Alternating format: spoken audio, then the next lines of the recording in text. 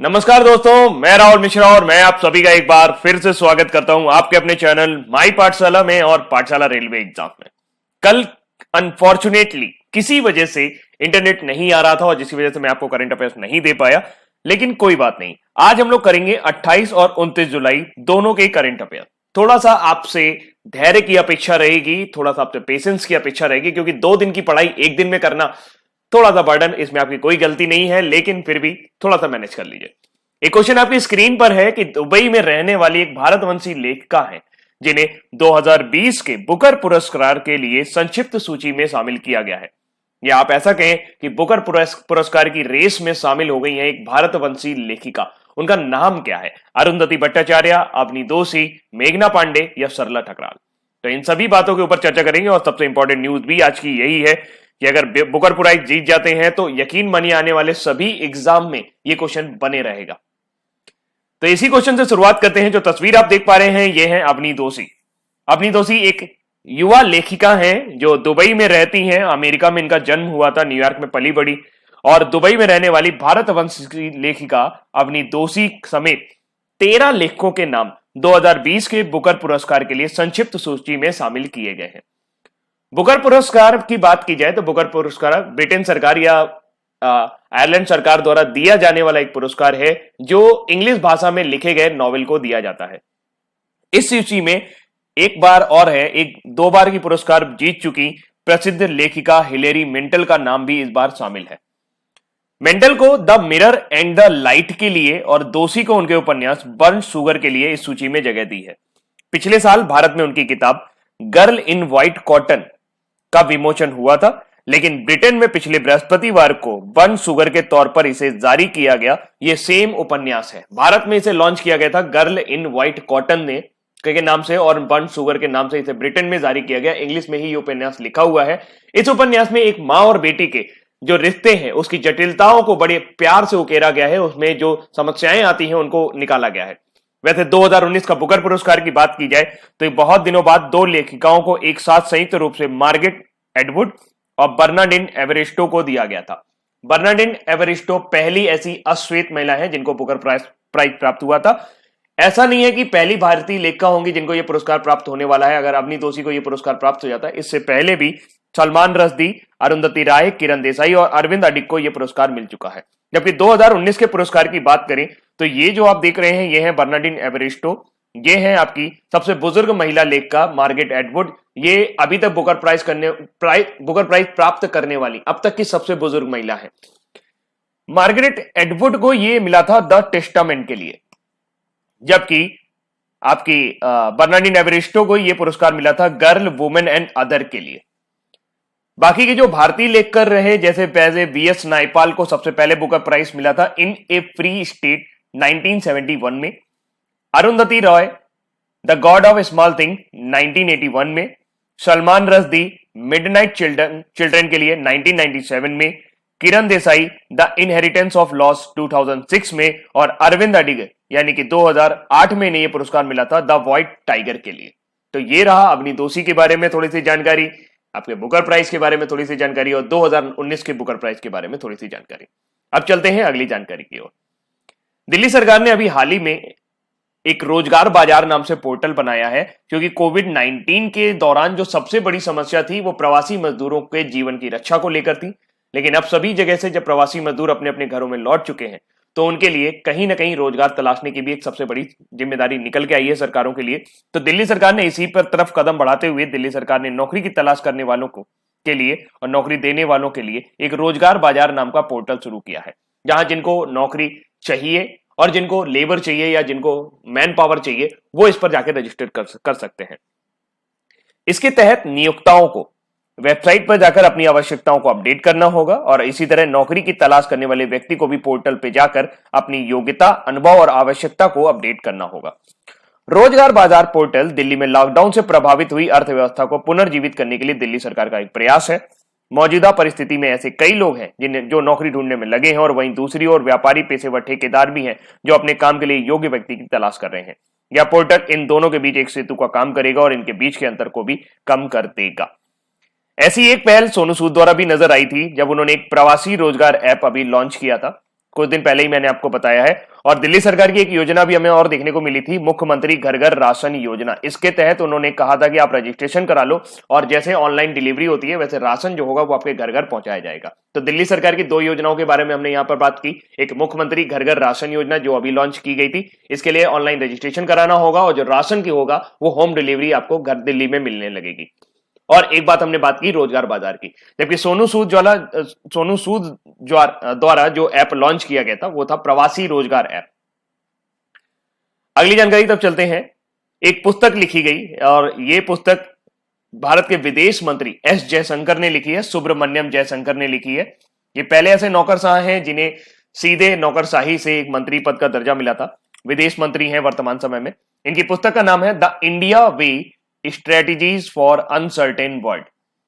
इस पुस्तक में इन्होंने भारतीय इतिहास के बारे में थोड़ा सा प्रकाश डाला है और उन 3 गलतियों के बारे में बात की है जिनकी वजह से भारत आज अपने समकक्ष देशों से थोड़ा सा टाइम लग गया उसको उस जगह तक पहुंचने में।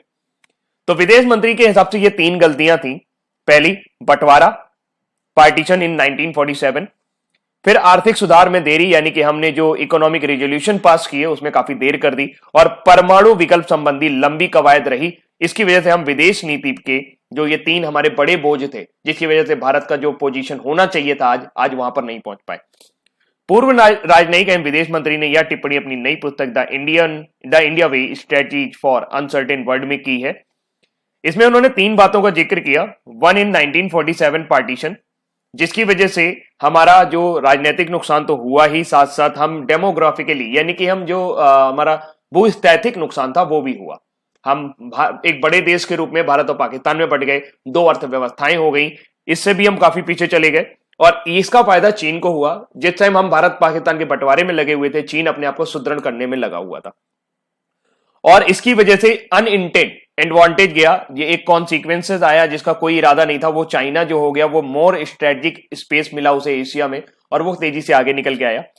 दूसरा, डिले हमने कर दिया इकोनॉमिक रिफॉर्म लाने में, यानी कि पंचायती राज व्यवस्था और बहुत सारी ऐसी व्यवस्थाएं जो राजनीतिक रूप में भी थी और फाइनेंशियल इंक्लूजन यानी कि वित्तीय समावेशन लाने में हमने बहुत सारी देर कर दी जिसकी वजह से हमें दिक्कत हुई। और इस टाइम जब हम अपने आप को धीरे धीरे फाइनेंशियल इंक्लूजन में ला रहे थे, वित्तीय समावेशन कर रहे थे, आर्थिक रिफॉर्म कर रहे थे, फिर टाइम मिला चाइना को और आगे जाने का और इसकी वजह से चाइना हमसे 15 साल के गैप के अंतर पर चला गया। और थर्ड था जिसके बारे में जयशंकर जी बताते हैं कि prolonged exercise of nuclear option. हमने न्यूक्लियर ऑप्शन के बारे में जो उसकी उपयोगिता है, न्यूक्लियर ऑप्शन की यानी कि परमाणु की जो उपयोगिता है, कहीं ना कहीं हमने उसको समझने में देरी की। कई सारे ऐसे सेक्टर हैं जहां पर आज हम परमाणु द्वारा बिजली बना सकते हैं और हम आगे जा सकते हैं, उसका काफी सस्ती बिजली ले सकते हैं। तो ये 3 इन्फ्लुएंस के बारे में उन्होंने बात की है। पुस्तक का नाम जरूर याद रखिएगा, the India way strategies for an uncertain world. अब अगली जानकारी की तरफ चलते हैं। ये भारत सरकार ने बड़ा फैसला लिया है। बांग्लादेश के बारे में अभी काफी सारी न्यूज है। तो भारत सरकार का एक बड़ा फैसला नजर आ रहा है कि बांग्लादेश को 10 ब्रॉड गेज डीजल इंजन सौंपे हैं। ब्रॉड गेज डीजल इंजन से वहां का जो रेलवे है उसमें जाहिर सी बात है रिफॉर्म आएगा। ये 120 किलोमीटर प्रति घंटे की रफ्तार से भागने वाले इंजन है जिनसे पैसेंजर ट्रेन भी चलाई जा सकती है और मालगाड़ी भी चलाई जा सकती है। तो केंद्रीय रेल मंत्री पीयूष गोयल और विदेश मंत्री एस जयशंकर और रेल राज्य मंत्री सुरेश अंगाड़ी ने 27 जुलाई 2020 को बांग्लादेश को 10 ब्रॉड गेज डीजल इंजन को सौंपने को लेकर वीडियो कॉन्फ्रेंसिंग के जरिए हरी झंडी दिखाई। तो 10 ब्रॉड गेज डीजल इंजन हमने अभी किसको सौंपे हैं? बांग्लादेश को सौंपे हैं। पश्चिम बंगाल के नादिया जिले में पूर्वी रेलवे के गेडे स्टेशन से सभी इंजनों की रवानगी हुई और इन भारतीय रेल इंजनों को बांग्लादेश के दरसाना रेलवे स्टेशन पर रिसीव किया गया। इन इंजनों की खास बात यह है कि 3300 हार्स पावर वाले WDM3D लोको इंजन की उम्र 28 साल है या इससे अधिक है। उन्हें 120 किलोमीटर प्रति घंटे की रफ्तार के लिए डिजाइन किया गया है। ये माल ढुलाई के साथ साथ यात्री गाड़ियों के लिए भी उपयुक्त है और इनमें माइक्रो प्रोसेसर आधारित नियंत्रण प्रणाली लगी हुई है। इसके अलावा रेलवे से एक और न्यूज है। रेलवे जो है यानी हमारा भारतीय रेलवे है लगातार कीर्तिमान स्थापित करने में लगा हुआ है। 2 जुलाई को 100% पंक्चुअल ट्रेन का रिकॉर्ड बनाया गया। फिर अभी थोड़े दिन पहले ही शेष नाग नाम से दुनिया की सबसे बड़ी मालगाड़ी चलाई गई यानी कि पार्सल ट्रेन चलाई गई जो लगभग 2.8 किलोमीटर रेलवे लंबी थी और यह दक्षिण पूर्व मध्य रेलवे द्वारा चलाई गई। इसी क्रम में आगे भारतीय रेलवे हरियाणा के सोहना के पास दुनिया की पहली विद्युतीकृत डबल स्टैक कंटेनर सुरंग का निर्माण कर रहा है। डबल स्टैक कंटेनर वो होते हैं जिसमें डिब्बे के ऊपर एक और डिब्बा रखा जा सकता है और इसमें कम से कम सुरंग को इतना ऊंचा होना पड़ेगा कि उसके पेंटोग्राफ जिसके जरिए रेलवे इंजन बिजली प्राप्त करता है उसे निकल सके। तो ये दुनिया की पहली electrified double stack container train सुरंग होगी, टनल होगी, जो हरियाणा में बनाई जा रही है। एक डबल स्टैक कंटेनर माल ट्रेन इस सुरंग के भीतर लगभग 100 किलोमीटर से अधिक गति से चलने में सक्षम हो जाएगी।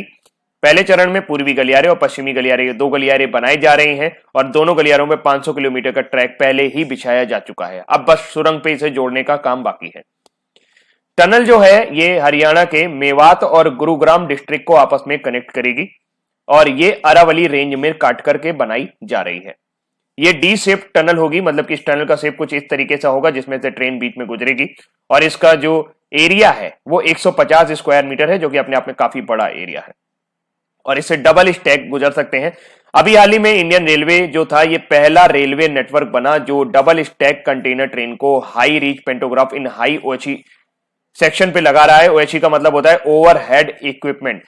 रेलवे के ऊपर या रेलवे इंजन के ऊपर आपको एक ऐसा दिखाई देता होगा एरियल टाइप का, ये एरियल टाइप का लगा होता है, इसे पेंटोग्राफ बोला जाता है और इसके जरिए वायर टच रहता है जिसके जरिए रेलवे का जो इंजन है, जो रेल का इंजन है, वो आपका बिजली प्राप्त करता है।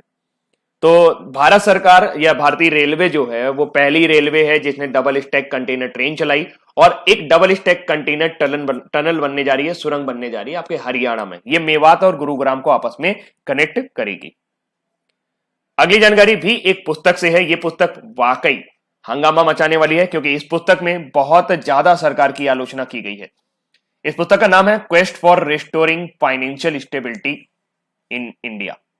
मतलब कि वापस से एक वित्तीय स्थायित्व प्राप्त करने के लिए भारत में जो लड़ाई है उसके बारे में यह पुस्तक लिखी गई है और ये लिखी है भारतीय रिजर्व बैंक के डिप्टी गवर्नर, पूर्व डिप्टी गवर्नर जो कि रिटायरमेंट ले चुके हैं, विरल वी आचार्य द्वारा।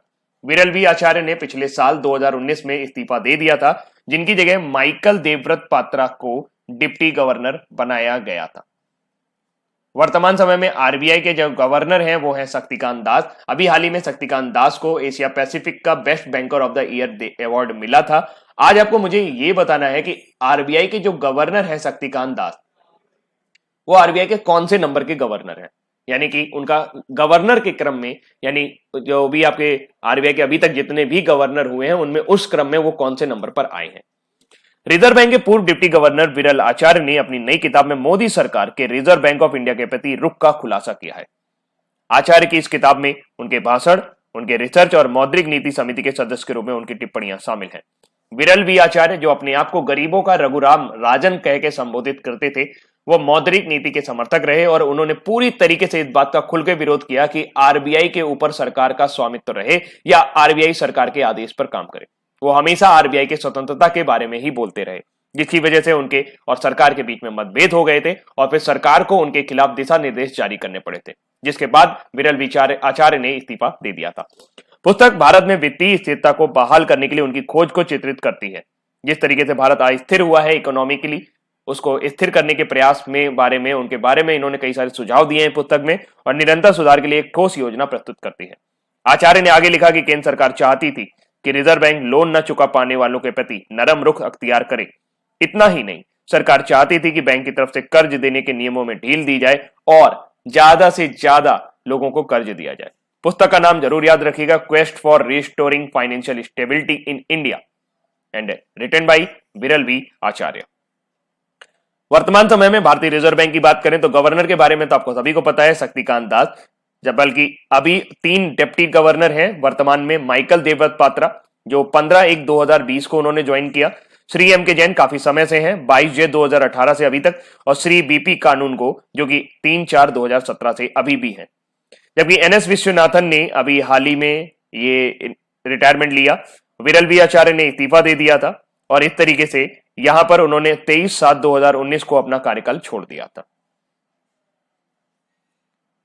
अगली जानकारी की तरफ चलते हैं।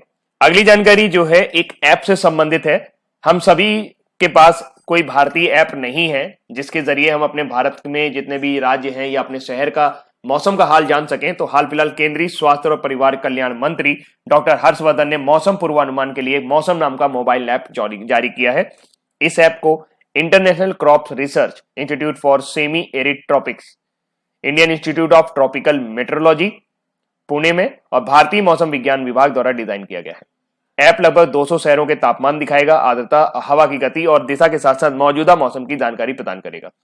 इस ऐप की जानकारी दिन में 8 बार अपडेट की जाएगी और साथ ही यह अगले 7 दिनों के मौसम के पूर्वानुमान और भारत के लगभग 450 शहरों के पिछले 24 घंटों की जानकारी भी प्रदान करेगा।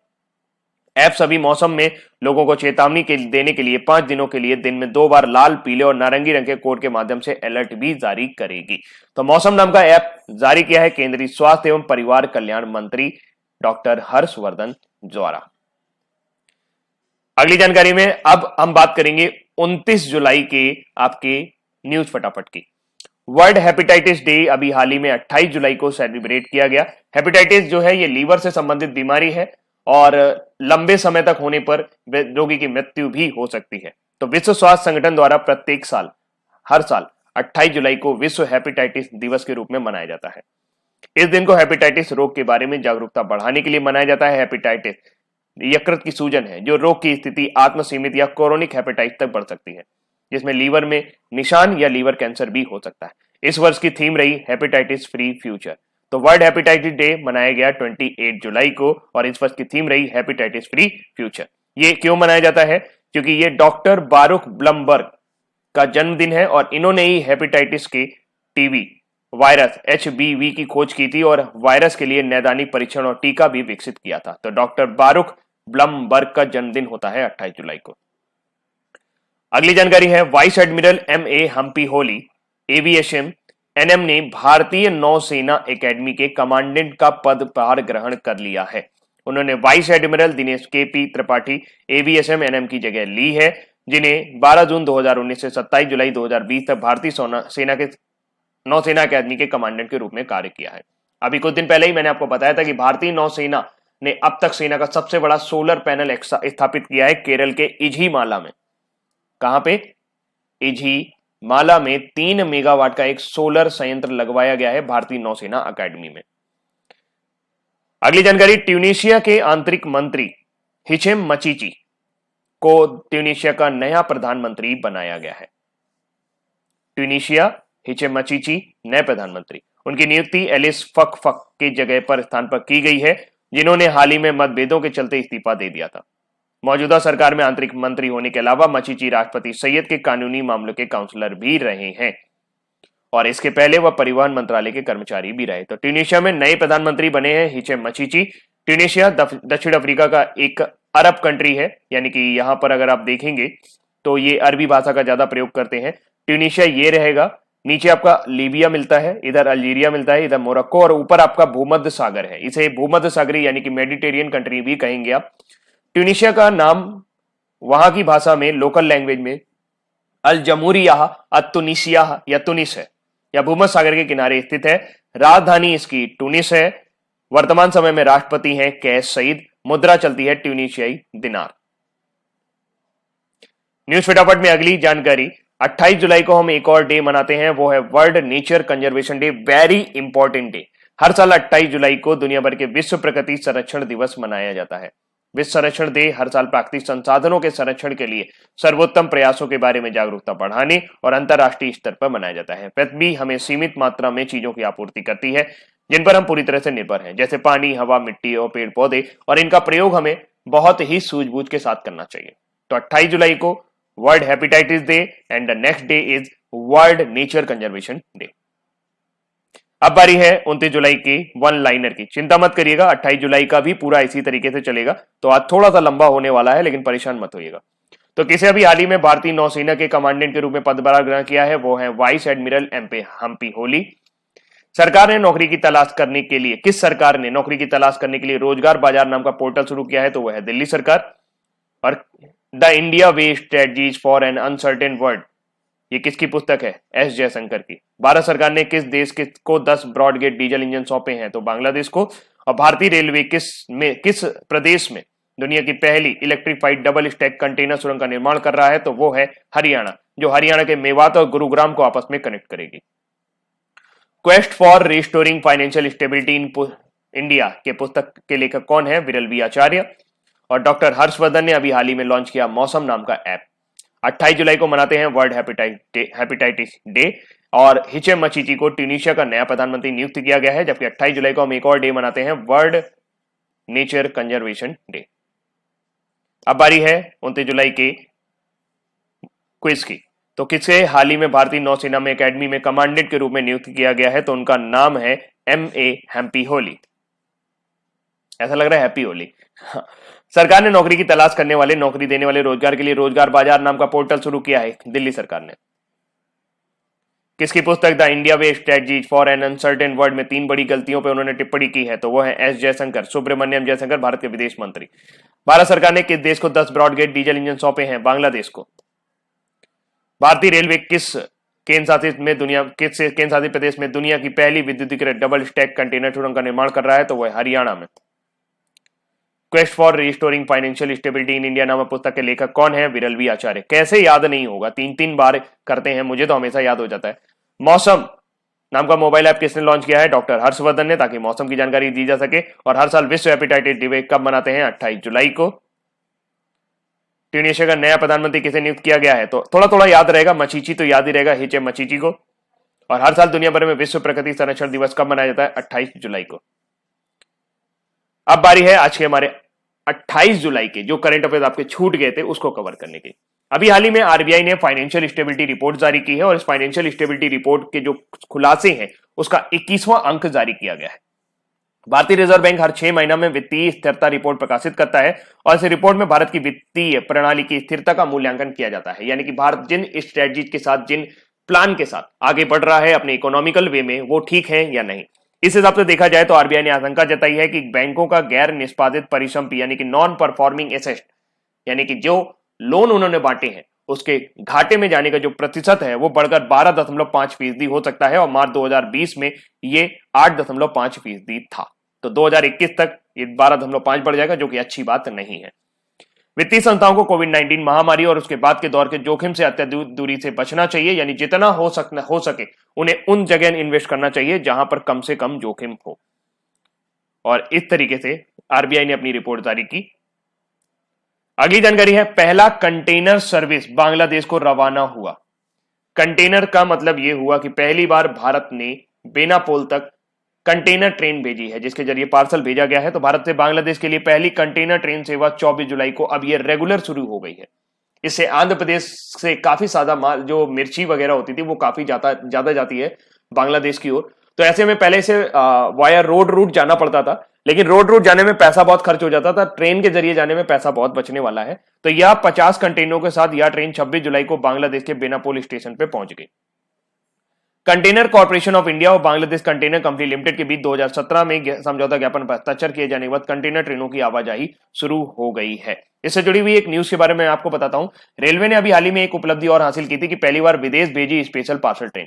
आंध्र प्रदेश के गुंटूर जिले के रेड्डीपेलम से सूखी मिर्च लेकर एक स्पेशल पार्सल ट्रेन बांग्लादेश के बेनीपोल भेजा गया। स्पेशल पार्सल ट्रेन प्रति टन मिर्च भेजने का खर्च 4608 रुपए है, जो कि रोड ट्रांसपोर्ट की तुलना में काफी ज्यादा सस्ता रहा। आंध्र प्रदेश के गुंटूर से मिर्च बांग्लादेश की बेनीपोल भेजी गई थी। बेनीपोल से ही हम कनेक्ट हो पाए हैं, ये बात ध्यान रखिएगा, ट्रेन के जरिए।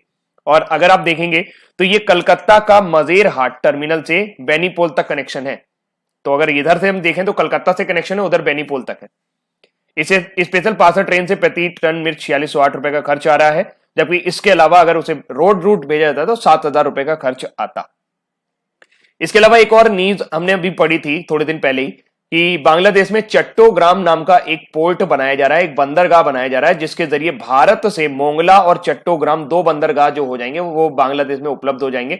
और ये जो चिकन नेक के जरिए हम ऊपर से जाते हैं ना, मतलब सिक्किम के बगल वाले रास्ते से, तो ये रूट काफी लंबा पड़ता है। ये लगभग 1650 किलोमीटर का पड़ता है। अगर हम इधर से जाएंगे तो ये 650 किलोमीटर, 1000 किलोमीटर की दूरी कम हो जाती है। इसके जरिए भारत जो है इन पोर्ट्स का यूज, इन बंदरगाह का यूज त्रिपुरा, असम और मेघालय के जो भी आपके मेन रूट हैं उन तक जाने के लिए इसका प्रयोग किया जा सकता है। बंदरगाह का नाम जरूर याद रखिएगा। बांग्लादेश से 2 कनेक्शन है हमारे पास, चट्टोग्राम और मोगला। बांग्लादेश के बारे में आपको सभी को पता है, प्रधानमंत्री शेख हसीना, राष्ट्रपति अब्दुल हमीद, और मुद्रा चलती है टका, और क्या हो गया, हाँ, राजधानी हो गई ढाका। अगली जानकारी की तरफ चलें तो आरबीआई यानी कि रिजर्व बैंक ऑफ इंडिया ने श्रीलंका के केंद्रीय बैंक के साथ करेंसी स्वैप समझौते पर हस्ताक्षर किए हैं। क्या होता है करेंसी स्वैप? पहले तो न्यूज पढ़ लेते हैं, फिर मैं आपको समझाता हूं कि करेंसी स्वैप क्या होता है। हाल ही में भारतीय रिजर्व बैंक ने आरबीआई के साथ श्रीलंका ने 400 मिलियन अमेरिकी डॉलर के मुद्रा विनिमय समझौते पर हस्ताक्षर किए हैं। ध्यान देने योग्य बात यह है कि मुद्रा विनिमय समझौता नवंबर 2022 तक ही मान्य होगा। श्रीलंका द्वारा यह समझौता मुख्य तौर पर कोविड-19 के परिणाम स्वरूप उत्पन्न आर्थिक संकट के पश्चात अल्पकालिक अंतर्राष्ट्रीय तरलता संबंधी आवश्यकताओं को पूर्णता करने के लिए किया जा रहा है। अब आपको हो सकता है ये ऊपर से चला गया हो, बाउंस कर गया हो, लेकिन मैं बड़े आराम से आपको ये समझा सकता हूं। कैसे? देखिए, मान लीजिए भारत है और ये आपका श्रीलंका है। B for Bharat, S for Sri Lanka. हम दोनों अभी तक जिसमें व्यापार करते थे हम डॉलर में। अंतरराष्ट्रीय व्यापार जो भी होते हैं वो अक्सर हमेशा डॉलर में ही होते हैं। यानी भारत को अगर श्रीलंका से कोई सामान मंगाना होता था तो इसे डॉलर देने पड़ते थे, और श्रीलंका को भारत से कोई सामान मंगाना पड़ता था तो उसे डॉलर लेने पड़ते थे। अब भारत और श्रीलंका के बीच के अगर व्यापार की बात की जाए तो भारत श्रीलंका भेजता ज्यादा है, मंगाता कम है। तो इस समझौते की सबसे ज्यादा जरूरत श्रीलंका को थी, लेकिन इससे भारत को भी फायदा होगा। श्रीलंका से अगर हम कोई भी व्यापार करेंगे तो मुद्रा विनिमय के केस में भारत रुपए में खरीदारी कर पाएगा, और श्रीलंका की जो भी मुद्रा है, श्रीलंकाई रुपया जो है, वो श्रीलंकाई अपने रुपये में ये व्यापार कर पाएगा। तो इससे क्या होगा कि हमारा जो विदेशी मुद्रा भंडार है वो हमारे पास बचा रहेगा। जिस देश के पास जितना विदेशी मुद्रा भंडार होता है उस देश की मुद्रा अंतरराष्ट्रीय मार्केट में उतनी ही अच्छी तरीके से परफॉर्म करती है। अगर हमारा विदेशी मुद्रा भंडार लगातार कम होने लगेगा तो रुपए की वैल्यू गिरने लगेगी। तो इस तरह से कम ज्यादा से ज्यादा देशों के बीच में मुद्रा विनिमय समझौता होना चाहिए, लेकिन इसके कुछ डिसएडवांटेज भी हैं। मान लीजिए आप किसी ऐसी कंट्री के साथ व्यापार करने लगे जिसके जो करेंसी है वो डॉलर के मुकाबले बहुत ही कमजोर है, तो अगर आप ऐसे में व्यापार करोगे तो आपको निश्चित रूप से घाटा होने लगेगा। थोड़ा सा इसके बारे में जरूर पड़िएगा, लेकिन मैं आपको एक मेन बात बता देता हूं कि डॉलर में व्यापार ना करके आपस की मुद्रा में व्यापार करना ही मुद्रा विनिमय होता है। ऐसे में डॉलर की जरूरत नहीं पड़ती और मुद्रा विनिमय पर जो खर्च आता है वो भी बच जाता है। और इस तरीके से जो आपकी करेंसी है, मान लीजिए आपका जो रुपया है वो गिरने लगा, तो इस आपके और श्रीलंका के व्यापार में कोई फर्क नहीं आएगा, क्योंकि आपका रुपया गिर रहा है डॉलर के मुकाबले, लेकिन आप तो अभी भी श्रीलंका के साथ रुपए के मुकाबले ही व्यापार कर रहे हो। तो इंटरनेशनल मार्केट में क्या फर्क पड़ रहा है, आपके व्यापार पर उसका कोई फर्क नहीं पड़ता है, और इससे बैलेंस ऑफ पेमेंट भी आपकी बढ़ती जाती है और धीरे धीरे जो आपको लॉस है वो कम होने लगता है। तो सामान्य शब्दों में मुद्रा विनिमय एक प्रकार का विदेशी विनिमय समझौता होता है जो दो पक्षों के बीच एक मुद्रा के बदले दूसरी मुद्रा प्राप्त करने हेतु निश्चित समय के लिए किया जाता है। मुद्रा विनिमय का मुख्य उद्देश्य विदेशी मुद्रा बाजार और विनिमय दर में स्थिरता और अन्य जोखिमों से बचना होता है। सामान्यतः किसी देश का केंद्रीय बैंक, वहां की सरकार देश में विदेशी मुद्रा की पर्याप्तता को सुनिश्चित करने के लिए विदेशी समकक्षों के साथ मुद्रा विनिमय समझौते के साथ संलग्न होते हैं, और ऐसे में कुछ व्यापार हम डॉलर के जरिए भी करते रहते हैं और कुछ व्यापार हम वहां के देश के जरिए भी करते रहते हैं। अगर आपको याद हो तो मार्च 2019 में भारत ने 75 अरब डॉलर का जो समझौता किया था वो जापान के साथ किया था मुद्रा विनिमय का, और इस तरह से ये करेंसी स्वैप जो होता रहता है। सार्क देशों के साथ भी अगर देखें तो हमारे जितने भी सार्क कंट्री हैं उन सभी के साथ हमारा मुद्रा विनिमय समझौता है, और कहीं ना कहीं हम थोड़ा व्यापार डॉलर में करते हैं और कहीं ना कहीं हम थोड़ा व्यापार उनकी लोकल मुद्रा के साथ भी करते हैं। तो यहां पे ये न्यूज श्रीलंका से थी। श्रीलंका के बारे में बात करते हैं। श्रीलंका की राजधानी कोलंबो है और एक और राजधानी है श्री जयवर्धन कोट्टेपुरा। श्रीलंका को 4 फरवरी 1972 को, वैसे तो 1947 में इसको स्वतंत्रता मिल गई थी, लेकिन ये डोमिनियन राज्य रहा ब्रिटिश का 1972 में। फिर इसका नाम पड़ा सिलोन। श्रीलंका का पुराना नाम सिलोन था, बाद में इसका नाम लंका पड़ा और बाद में इसको सम्मान दिया गया, फिर इसका नाम श्रीलंका हो गया। नेशनल एनिमल की बात करें तो वैसे तो श्रीलंका का कोई भी नेशनल एनिमल ऑफिशियली डिक्लेयर नहीं है, लेकिन वहां के लोग अलग अलग जाति के लोग, अलग अलग लोग जैसे एलिफेंट, लायन और ग्रैंड गिलहरी यानी कि बड़ी वाली गिलहरी को अपना राजकीय पशु मानते हैं। नेशनल बर्ड की बात करें तो Ceylon jungle fowl. National fruit jackfruit, जिसे आप कटहल भी कह सकते हो। आयरन वुड के पेड़ जो है वहां के नेशनल ट्री हैं। वैशाख पोया एंड पोषण, ये 2 फेस्टिवल हैं जो सिंगली और तमिल लोगों द्वारा मनाए जाते हैं। प्रधानमंत्री महिंद्रा राजपक्षे, प्रेसिडेंट गोताबाया राजपक्षे यानी राष्ट्रपति। पार्लियामेंट वहां पर डेमोक्रेटिक सोशल रिपब्लिक के नाम से जानी जाती है और इस टाइम वर्तमान समय में 225 सदस्य वहां पर हैं। नेशनल लैंग्वेज सिंगली और तमिल वहां पर बोली जाती है। 9 प्रोविंस यानी श्रीलंका में आपको 9 राज्य देखने को मिलेंगे। करेंसी जो है वहां पर श्रीलंकन रुपया चलती है। अगली जानकारी की तरफ चले। हरियाणा 2021 में खेलो इंडिया यूथ गेम्स के चौथे संस्करण का मेजबानी करेगा। तीसरा संस्करण अभी हमें असम के गुवाहाटी में देखने को मिला था। तीसरा संस्करण हमें असम के गुवाहाटी में देखने को मिला था। क्योंकि हरियाणा ने जो खेलो इंडिया यूथ गेम के तीनों संस्करण में अच्छा प्रदर्शन किया है। वे 2019, 2020 दोनों संस्करणों में 2020 में 200 पदक लिए थे, 2019 में 159 पदक पे दूसरे स्थान पर रहे हैं, जबकि हरियाणा ने 2018 में 102 पोडियम फिनिश, 38 स्वर्ण, 36 रजत, कांस्य के साथ इसका विजेता रहा था। तो खेलो इंडिया यूथ गेम्स का चौथा संस्करण कहां आयोजित होगा? हरियाणा में। हरियाणा से दो न्यूज हो गई है। विश्व की पहली electrified double stack container tunnel Haryana में बन रही है और अब हरियाणा करेगा खेलो इंडिया यूथ गेम्स का चौथे संस्करण का मेजबानी। जो तस्वीर आप देख पा रहे हैं यह है आनंदीबेन पटेल। राष्ट्रपति रामनाथ कोविंद ने इन्हें उत्तर प्रदेश के राज्यपाल आनंदी पटेल को मध्य प्रदेश के राज्यपाल के कार्यों का निर्वहन करने के लिए भी नियुक्त कर दिया है, यानी कि अब मध्य प्रदेश की राज्यपाल जो होंगी वो आनंदीबेन पटेल होंगी। लालजी टंडन जी का अभी हाल ही में, जो कि मध्य प्रदेश के राज्यपाल थे, इनका निधन हो गया था लखनऊ में। इससे पहले 28 जून को लालजी टंडन की छुट्टी के दौरान आनंदीबेन पटेल को मध्य प्रदेश का अतिरिक्त प्रभार दिया गया था और उन्होंने इससे पहले गुजरात के मुख्यमंत्री के रूप में भी कार्य किया है। वो गुजरात की पहली महिला मुख्यमंत्री भी रही हैं। तो उत्तर प्रदेश की राज्यपाल आनंदीबेन पटेल अब साथ साथ मध्य प्रदेश की भी राज्यपाल होंगी। अगली जानकारी तो चले, एक और पुस्तक मोदी सरकार की आलोचना करती हुई, और इस पुस्तक का नाम है overdraft saving the Indian saver. यह पुस्तक लिखी है अरिजीत पटेल, भारतीय रिजर्व बैंक के पूर्व गवर्नर, डिप्टी गवर्नर भी रहे और गवर्नर भी रहे। भारतीय रिजर्व बैंक के पूर्व गवर्नर अरिजीत पटेल ने अपनी नई किताब overdraft the saving in the Indian saver में दिवालिया और शोधन अक्षमता आईबीसी और बैड लोन के मामले में केंद्रीय बैंक की शक्तियों को कम करने के लिए वर्तमान सरकार की आलोचना की है। बैंक्रप्सी और इंसॉल्वेंसी डिसेबिलिटी कोड में अभी काफी सारे बदलाव किए गए हैं, उसमें आरबीआई की शक्तियों को काफी कम किया गया है और अब ये डिसीजन बैंक्रप्सी और जो भी है अक्षमता कोड यानी कि इंसॉल्वेंसी डिसेबिलिटी कोड है, जिसमें रिजर्व बैंक के जो क्षमता है, जो भूमिका है, वो थोड़ी सी कम हो गई है। अरिजीत पटेल ने अपनी किताब में आरबीआई के 7 जून 2019 के सर्कुलर की भी आलोचना की। वित्तीय स्थिरता को संरक्षित करने के लिए संबंधित कई विषयों पर आरबीआई की वास्तविक शक्तियों को कम कर दिया गया है। पूर्व आरबीआई गवर्नर के अनुसार सरकार की अनेक योजनाएं अस्पष्ट सूचनाओं पर आधारित हैं और सरकार स्वामित्व जो भी है, सरकारी स्वामित्व के जो भी बैंक है, उनका प्रयोग जहां मुख्य रूप से बचतकर्ताओं और उधारकर्ताओं के बीच एक कुशल मध्यस्थता के बीच किया जाना चाहिए। यानी कि बैंक का काम क्या होता है, जो सेविंग करते हैं उनसे पैसा लीजिए, जिनको पैसे की जरूरत है और जो बिजनेस करते हैं उनको पैसा दीजिए। जहां बैंक का काम ये होना चाहिए वहां बैंक को लगा दिया गया है व्यापक आर्थिक प्रबंधन के लिए कि किसी तरीके से आप फंड मैनेज करिए, आप देश की अर्थव्यवस्था के लिए फंड मैनेज करिए। तो ये उन्होंने कहा है अरिजीत पटेल ने अपनी पुस्तक में। पुस्तक का नाम है overdraft saving the Indian saver, Arijit Patel. अगली जानकारी, 5 राफेल फाइटर जेट आखिरकार हमारे पास आ गए हैं। भारतीय वायुसेना के बेड़े में शामिल होने के लिए 5 राफेल फाइटर जेट फ्रांस से 27 जुलाई 2020 को रवाना हो गए थे। इन पांचों फाइटर प्लेन को 7 भारतीय पायलट उड़ाकर हरियाणा के अंबाला एयरबेस पर ला रहे हैं। इन 5 फाइटर राफेल में 3 सिंगल सीटर हैं, जबकि 2 ऐसे हैं जो डबल सीटर हैं, इसलिए 7 पायलट लगे। 29 जुलाई 2020 को भारत पहुंच जाएंगे, यानी कि आज पहुंच जाएंगे। अंबाला एयरबेस में पहुंचने के बाद राफेल विमानों को मिसाइल से लैस किया जाएगा। इसमें मेटोर, स्कैल्प, हैमर मिसाइल शामिल है। राफेल पहला स्क्वाड्रन अंबाला में ही स्थित होगा, जबकि दूसरा पश्चिम बंगाल के हासीमारा में इसको बनाया जाएगा। भारत और फ्रांस के बीच 36 राफेल खरीदने की डील हुई थी, जिसमें से अभी सिर्फ 5 विमान डिलीवरी के लिए भारत को मिले हैं। राफेल पाकिस्तान के F-16 और चाइना के J-20 से कहीं आगे है। इसकी जो सबसे टॉप स्पीड है वो 2450 किलोमीटर की स्पीड है, जबकि F-16 की 2100, जबकि J-20 की आपकी 2410 किलोमीटर प्रति घंटे की रफ्तार है।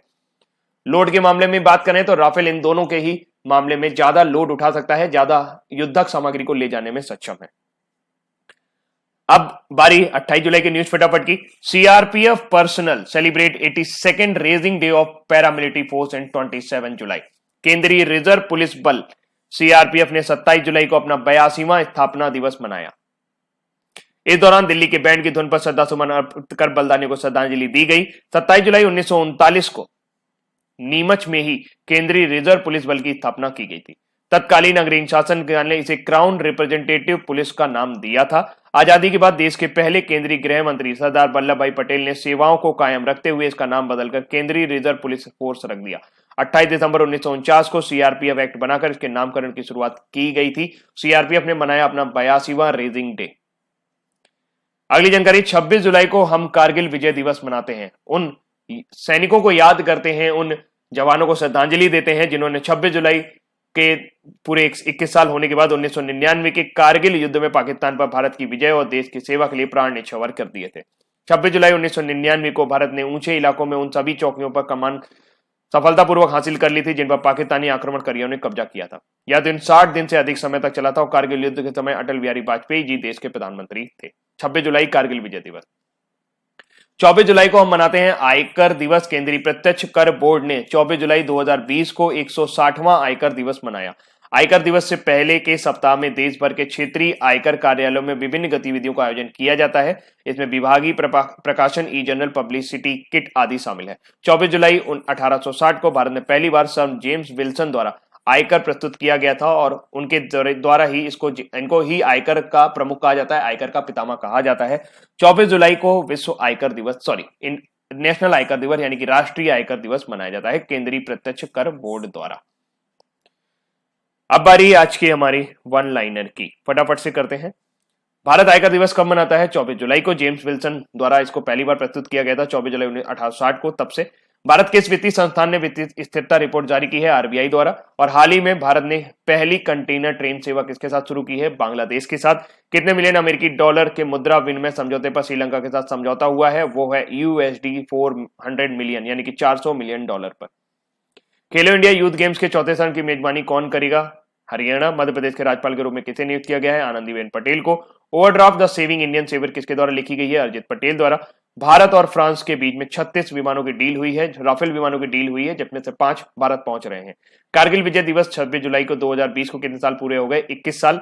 और सीआरपीएफ 82वें स्थापना दिवस के रूप में कब मनाया जाता है? तो सीआरपीएफ का 82वां स्थापना दिवस 27 जुलाई को मनाया गया। बारी है आज के क्विज की। भारतीय किस वित्तीय संस्थान ने अभी हाल ही में वित्तीय स्थिरता रिपोर्ट जारी की है? तो वो है आरबीआई। हाल ही में भारत से बांग्लादेश के लिए पहली कंटेनर ट्रेन सेवा शुरू की गई। कितने मिलियन अमेरिकी डॉलर के मुद्रा विनिमय समझौते पर श्रीलंका के साथ हस्ताक्षर किए? तो $400 मिलियन। खेलो इंडिया यूथ गेम्स के चौथे संस्करण की मेजबानी कौन सा करेगा? तो खेलो इंडिया यूथ गेम के चौथे संस्करण की मेजबानी हरियाणा करेगा, जबकि तीसरे की असम ने की थी। मध्य प्रदेश के राज्यपाल के रूप में किसे नियुक्त किया गया है? तो आनंदीबेन पटेल, उत्तर प्रदेश की राज्यपाल। Overdraft the saving the Indian saver नामक पुस्तक किसके द्वारा लिखी गई है? आरबीआई के पूर्व गवर्नर अरिजीत पटेल द्वारा। और भारत और किसके बीच 36 राफेल विमान को लेकर डील हुई थी? तो भारत और फ्रांस के बीच। भारत में आयकर दिवस कब मनाया जाता है? यह हर साल आपका जो आयकर दिवस है 24 जुलाई को मनाया जाता है। कारगिल विजय दिवस हर साल 26 जुलाई को मनाया जाता है। कितने साल पूरे हो गए? इसके 21 साल पूरे हो गए हैं। 1999 में हुआ। सीआरपीएफ अपना 82वां स्थापना दिवस अभी हाल ही में कब मनाया? 27 जुलाई को। सीआरपीएफ अपना 82वां स्थापना दिवस 1939 को इसकी स्थापना हुई थी, तो इसने अभी 82वां स्थापना दिवस 27 जुलाई को मनाया। और तो दोस्तों ये थे आज के हमारे इंपॉर्टेंट करंट अफेयर्स। उम्मीद करते हैं कि करंट अफेयर्स आपको पसंद आए होंगे और जो कल छूट गया था वो भी आज आपका कवर हो गया है। तो एटलीस्ट वीडियो को लाइक करना मत भूलिएगा, शेयर करना भी बिल्कुल मत भूलिएगा। आज के लिए इतना ही। Thank you so much, bye bye.